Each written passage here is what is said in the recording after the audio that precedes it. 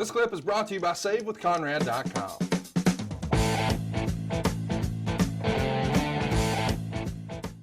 You know it.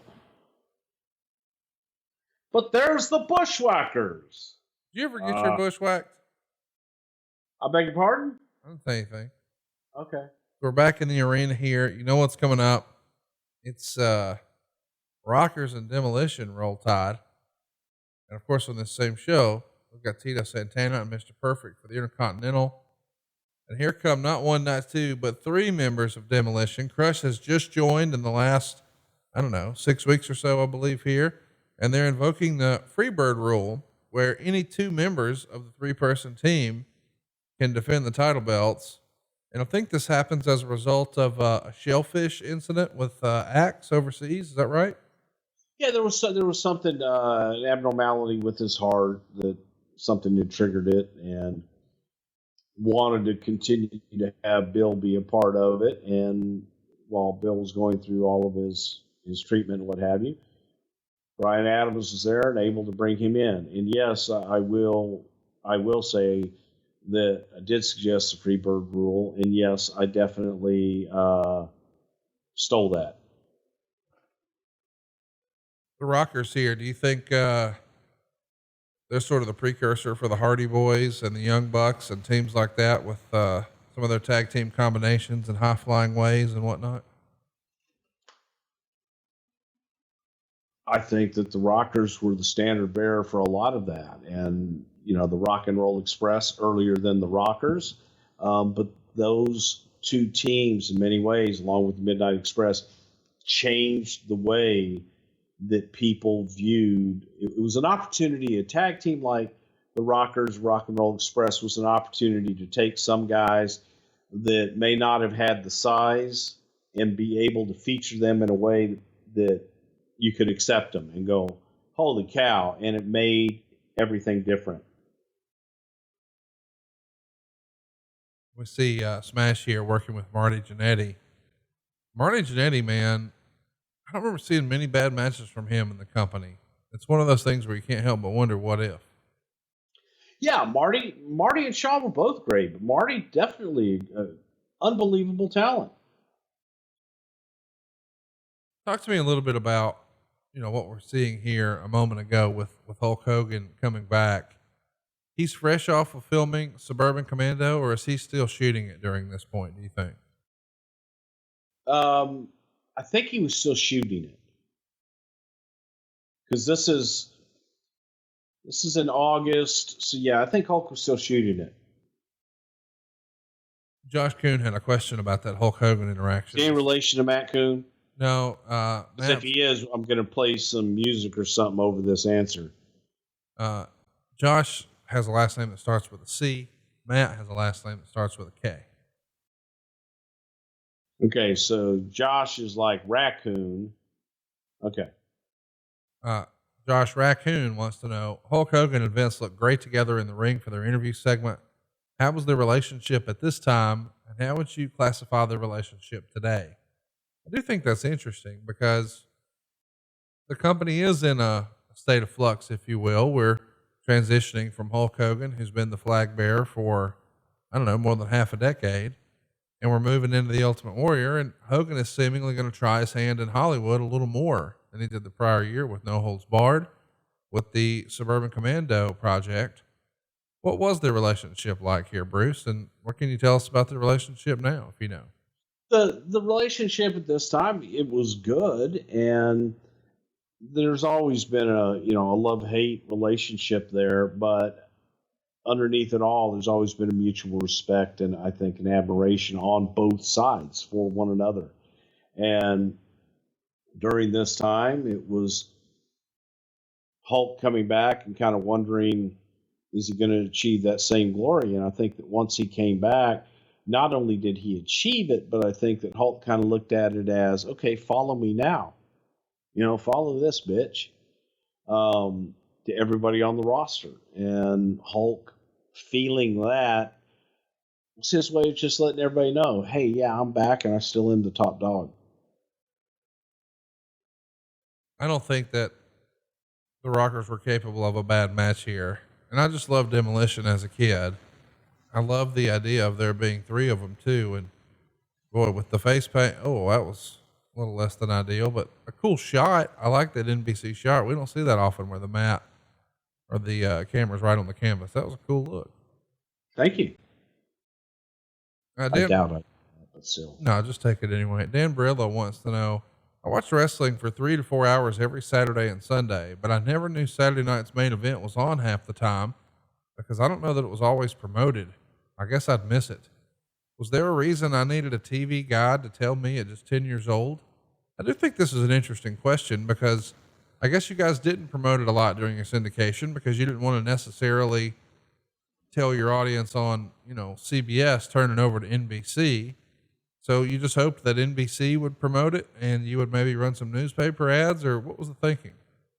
Yeah, no, I couldn't disagree more.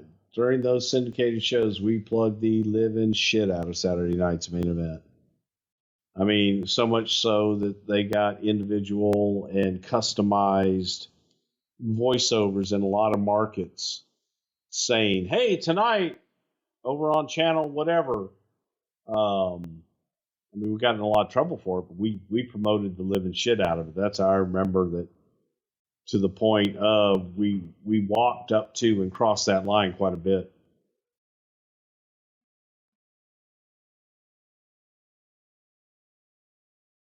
Let's look at another question here. This one comes to us from your man, Lenny Bakken.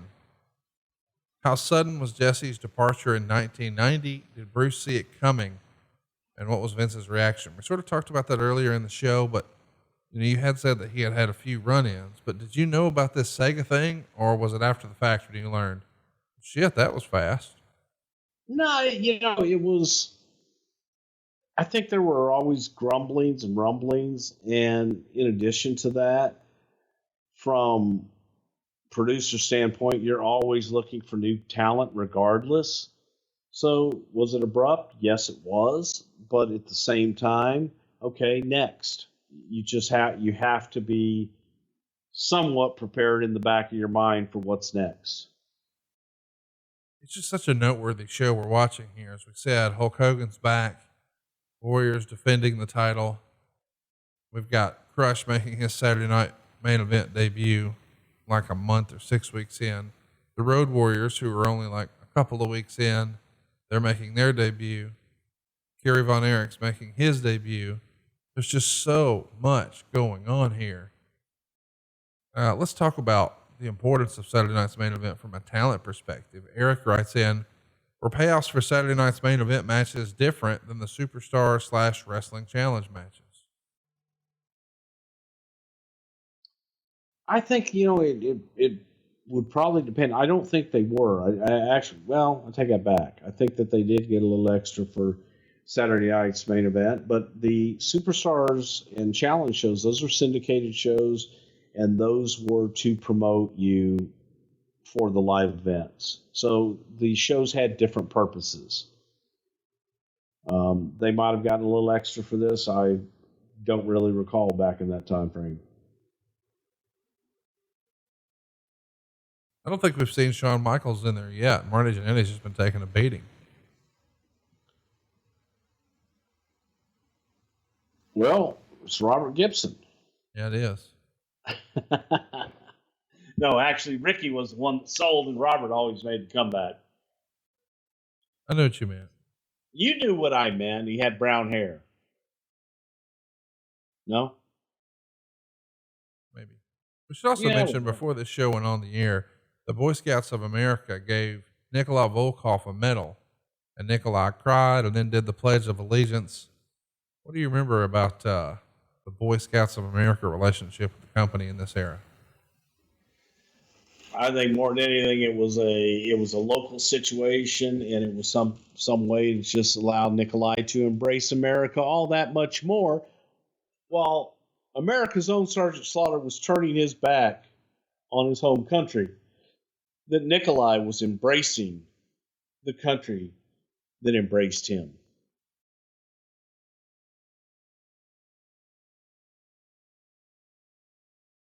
you know, we talked about the fact that you guys actually shot this 12 days ahead of time.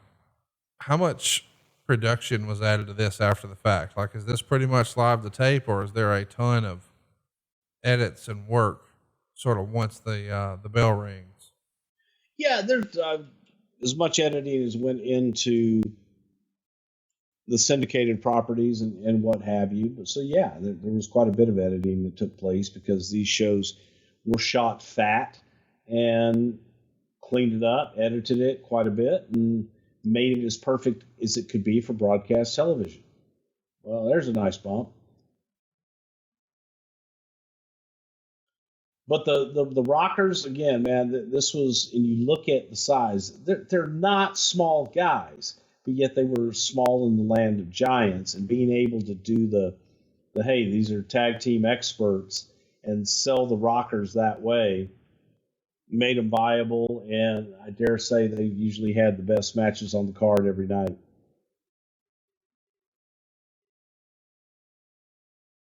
I love the finish of this. Check this out. Axe is going to come in, clothesline him right off, make the cover, and cover up his hair because he's got the same outfit and dark hair and face paint, so it's indistinguishable which is which. That damn Freebird rule is invoked. Ta-da. Demolition, pick up the win. And we're not done. We got a little big debut here coming for the tag champs as a surprise. I don't know that Demolition is ready for this. Demolition is always ready, by God. If only they had Mr. Fuji. Aw, this is bullshit. Hey, yeah. Eh? Those guys over there, eh? Neidhart just yelling, bless his heart. How about the Road Warriors here? Legion of Doom in the ring with the Hart Foundation and the Rockers and Demolition. What a great year for tag teams this is, 1990 here. Well, see, and this is bullshit too, man. This is basically 6 against 3. This is unfair.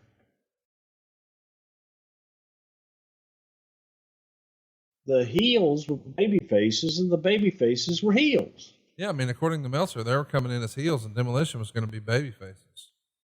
Well, then that must have been what we did.